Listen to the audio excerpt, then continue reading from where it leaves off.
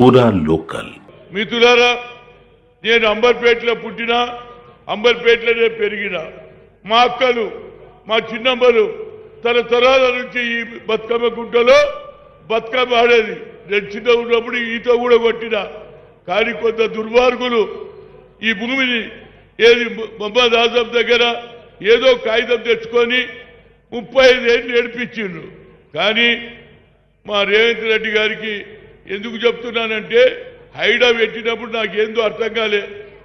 కానీ ఆయన selection of the candidate అంటే ఎంత మంచి వ్యక్తిని పెట్టిండంటే, రంగనాథ్కు ఈ హైడా ఇచ్చినప్పుడు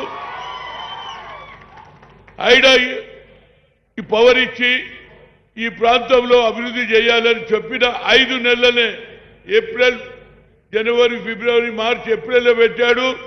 5 నెలలనే పూర్తి చేశాడు. అంటే అటు జ్యుడిషియరీతో ఏది లాయర్లతో మాట్లాడడం, దాంతో పాటు ఇక్కడ పని కూడా మొదలు పెట్టడం. ఆఖరుకు మొన్న ఏది ముఖ్యమంత్రి గారు వస్తున్నారు, దీనికని మేము ఒక ఏది పరిచయ తీసి ప్రజలకు వంచుతుంటే దాన్ని కూడా కేసేసారు. అదేవిధంగా మా మిత్రుడు, నేను మర్చిపోయిన కాలేరు వెంకటేష్ గారు శాసనసభ్యుడు. అంటే నా ఉద్దేశంలో ఎంత పని చేసిండంటే దానికి ఇవాళ అపోజిషన్ నాయకులు ఒకటే పని పెట్టుకున్నారు. హైడ్రా అంటే ఇల్లు కూడా కొడతారు, హైడ్రా అంటే ఇల్లు కూడా.